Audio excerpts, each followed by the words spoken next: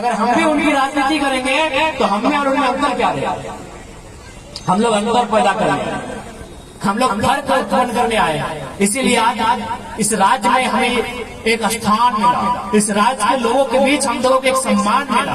और बिल्कुल चाहे कोडरमा लोकसभा की बात कीजिए, चाहे बगल में हजारीबाग लोकसभा है और पीछे तो फिर गिरिडीह हम खुद हैं, हजारीबाग लोकसभा है, कोडरमा लोकसभा है। आपने हमारे पार्टी के कैंडिडेट को तीसरे नंबर पर रखा, ये भी हमारे लिए गर्व की बात है। इसके लिए आपका आभार।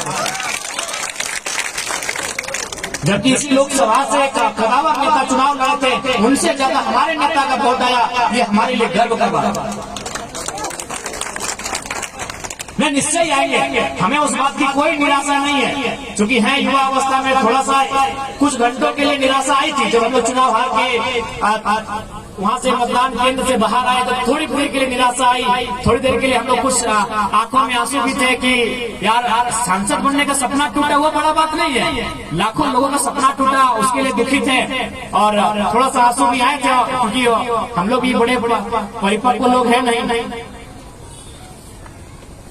हम लोग भी परिपक्व लोग तो है नहीं, तो नो डाउट हम लोग भी भावनाओं से भरे हुए लोग हैं। लेकिन अंततः हम लोगों ने अपने आप को बैलेंस किया और आज आपको बताना चाहेंगे, आप मेरे चुनाव रिजल्ट 4 तारीख को चुनाव का रिजल्ट आया है। आज शायद जितना भी तारीख है, आज की तारीख से चुनाव के रिजल्ट की तारीख तक गिन लीजिए और मेरे फीडबैक को पता कर लीजिए। मैंने जितने समस्याओं को सॉर्ट आउट किया है, झारखंड के 14 सांसदों ने मिलकर किया।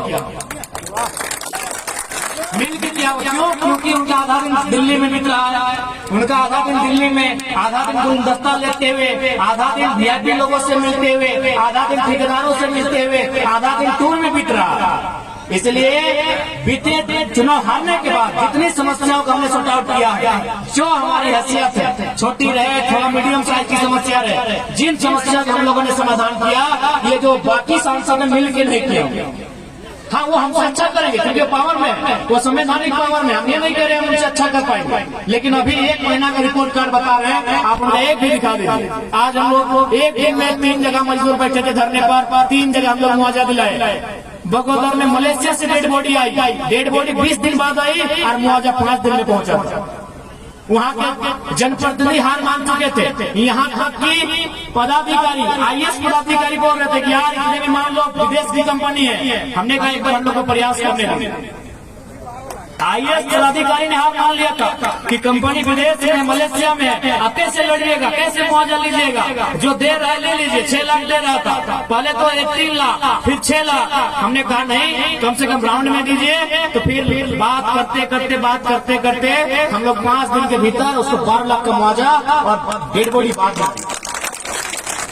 तो ये नहीं, ऐसा नहीं कि हम लोग कुछ बोले और वो काम हुआ ही नहीं। आपके पास 2 आंखें हैं, आंखें खुली हैं, आपके कान खुले हुए हैं, आप अखबार पढ़ते हैं, आप मोबाइल से जुड़े हुए हैं, आप यूट्यूब से जुड़े हुए हैं, आप सूचना ले सकते हैं। पिछले 1 महीने का हम पूरा 2 साल 2.5 साल छोड़ देते हैं, 1 महीना का आप रिपोर्ट उठा लीजिए। एक जगह नहीं, पूरे झारखंड कोल्हान से लेके गोड्डा तक हमारी टीम गोड्डा बल्कि कोडरमा भी आई थी।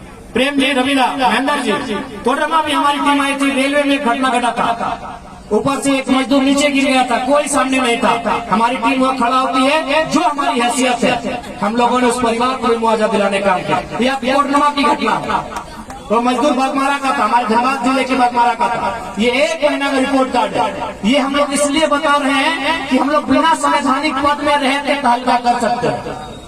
हम लोग बिना किसी संवैधानिक पद पे रहते तहलका कर सकते हैं। तो सोच लीजिए जिन संवैधानिक पदों में आएंगे क्या क्या हो सकता है।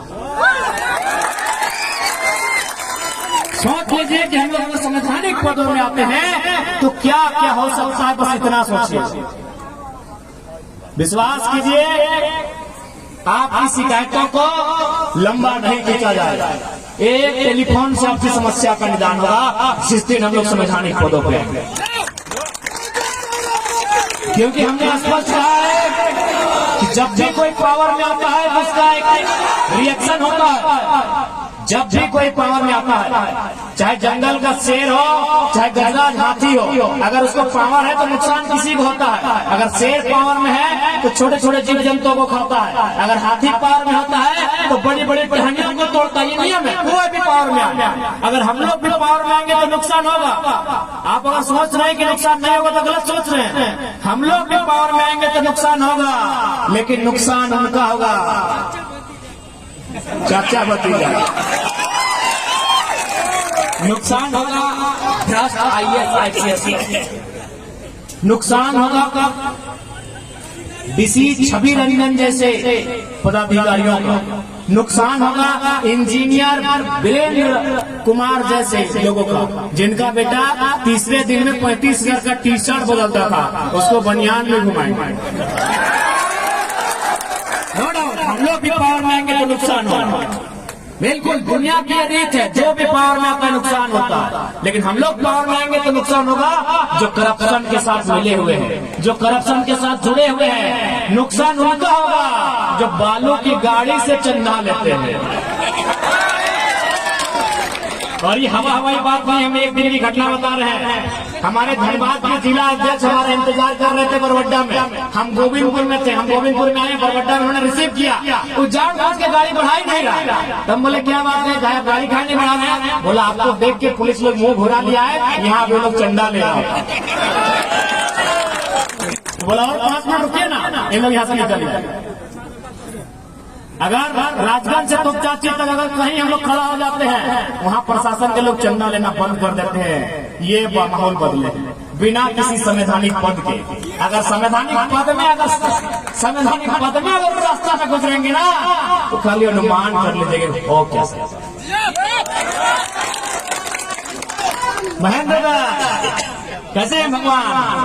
कहाँ है आप? तो खैर महेंद्र है, आपके नाम नहीं बड़ा राज छुपा है। तो ये हम लोग कोई हवाई बात नहीं कर रहे हैं। आखिर हमने ऐसा क्यों किया? इसका रीजन है हमारे अंदर की हिम्मत, हमारे अंदर का रिस्क। ये जो नेता है ये रिस्की नहीं है। रिस्की क्यों नहीं है? आपको भी मालूम है, इतना पैसा कमा लिया है, इतना ही लोग पैसा कमा लिया है। अब पता नहीं आपके इधर के नेताओं के हाल नहीं जानते हैं, उधर तो हम मालूम है, हमको घर वाली अलग है, बाहर वाली अलग है, पूरा स्मूथ चल रहा है। तो जिंदगी से इश्क है उनको जिंदगी से इश्क है, और जिसको जिंदगी से इश्क है वो तो डरेगा ही। और हम लोग बोलते हैं भैया हम लोग तो कफन से इश्क करके आए हैं, अगर जाएंगे तो 2-4 लोग मचल के लेके जाएंगे। चला बोले हमारा देखिएगा एक धरना था, बगल में 12 थाना की पुलिस थी, स्पेशल हमारे लिए आई थी। जरा मत हो जा रहा है, थोड़ा देखिए। 12 थाना की पुलिस थी, DSP साहब बगल में खड़े थे। जरा नहीं, हार्डली हमसे 50 मीटर भी नहीं होगा, 30-35 मीटर की दूरी में खड़े थे। इंटरनेट में वीडियो होगा। हमने एक ही लाइन कहा था कि आदरणीय DSP महोदय, आपकी नौकरी का, आपकी शिक्षा का सम्मान करते हैं, लेकिन याद रखिएगा आपकी पिस्तौल में 6 गोलियां हैं, हमारे पास 6000 भीड़। अगर 6000 भीड़ में अगर 6 आदमी तैयार हो जाएगा ना आपकी गोली खाने के लिए, तो 7वीं गोली के लिए आपको परमिशन लेना होगा। 7वीं गोली के लिए आपको परमिशन लेना होगा, क्योंकि आजकल जनता डरती है कि आपसे मुकाबला करेंगे तो केस हो जाएगा, आपसे मुकाबला करेंगे तो 353 लगा देंगे। जिस दिन जनता अपने अंदर के डर को समाप्त कर देगी ना, फिर हमारे अधिकार और हमारे बीच जो खड़ा है उसे इस मिट्टी में जमींदोज होना पड़ेगा। इसलिए इस बात पर हम लोग विश्वास दिलाते हैं